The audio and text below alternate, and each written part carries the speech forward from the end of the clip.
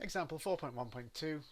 In a study, the time spent in a day playing video games, measured in hours, and the score obtained in a recent examination as a percentage was investigated.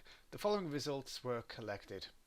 So we've got 10 students and their time spent playing video games in hours has been recorded, and also the score they obtained in some exam as a percentage. Part A, draw a scatter diagram to represent this data. Now I'm actually going to use Desmos to draw this, the online graphing tool. You're welcome to do it on paper, of course, if you've got some graph paper, but you might just want to go ahead and do it on Desmos. So here's how we do it. So desmos.com is the website. And then go into the graphing calculator. And then once you're into the graphing calculator, click the plus button on the top left hand corner. If you're using a mobile device, it might look slightly different, but look for a button that looks like a plus. And we're going to enter a table. We're going to enter a table. So we've got X values and Y values. In the X column, I'm going to put the time spent playing video games. And in the Y column, I'm going to put the score obtained in an exam. Let's do the first student. Student number 1, 0.6 hours spent playing video games, and then 90% on the exam. Then student number 2, 3.8 hours playing video games, 35% on the exam. Now we're not seeing these on our graph yet, and that's because we need to adjust the scale. If you look at the y-axis, it only goes up to 8 at the moment. We want to be able to see y values of 35 and 90. So towards the top right hand corner, unfortunately you can't see it on my screen, let me just change that. Here we go, and see it now. There's a graph settings. We click on that, and then we can adjust our axes. So I want my y-axis to go all the way up to 100, since it's measuring percentage. And while we're here, let's have a look at the x values. So in the data, what's the largest x value we're going to be working with? So 3.8 is not the largest because there's a 4.0 there. 4.0 is the largest. So make sure our x-axis goes up to, I'm going to take it up to 5. Don't need much of a negative x-axis. So I'm just going to go minus 0.1. And there we go, that should nicely fit all these points on. So I'm going to pause the video now, and then I'm going to complete the rest of the table. Please, you do the same on yours. Alright, there we go, all the points are now on, and we can see our scatter graph. If you do a subject where you need to draw scatter graphs, Desmos might be a useful tool for you to do that.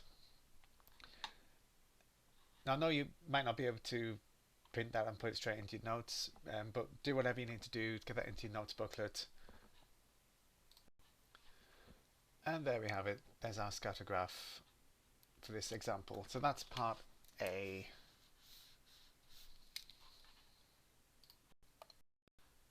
So there's part A done. Now make sure we label the diagram like the question told us to. So the vertical axis is the score, and the units of that score are percent, and the horizontal axis is the time,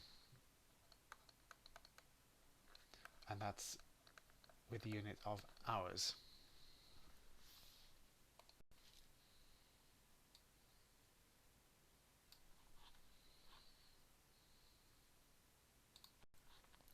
Okay, now to part B. Describe the correlation between time spent playing video games and examination score. Note, describe the strength as well as whether it's positive or negative. Now just look ahead to part C.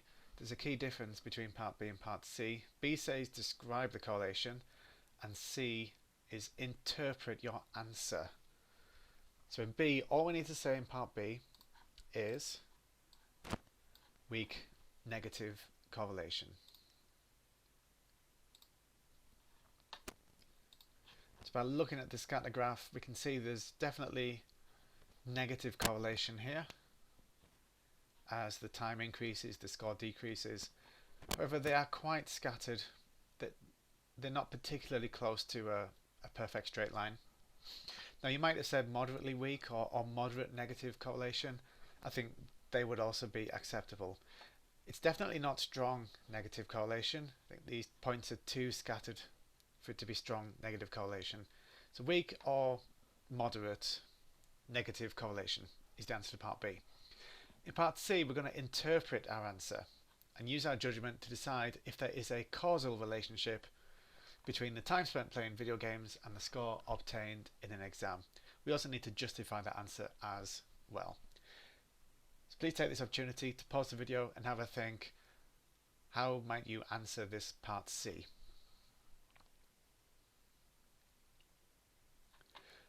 Well, for part C, we can say as time spent playing video games increases, the score in the exam decreases. That's an interpretation of weak negative correlation. That's putting it into the context of the question. That's describing what negative correlation actually means. And then we need to decide, could that be a causal relationship? Well, always be careful in statistics. So always be careful in statistics not to be too definitive in your answers. Rather than saying this is definitely a causal relationship, because we can't be certain it's causal, we cannot be certain. All we can say is this could be causal, or we believe it is probably causal, as the time spent playing could result in less revision time.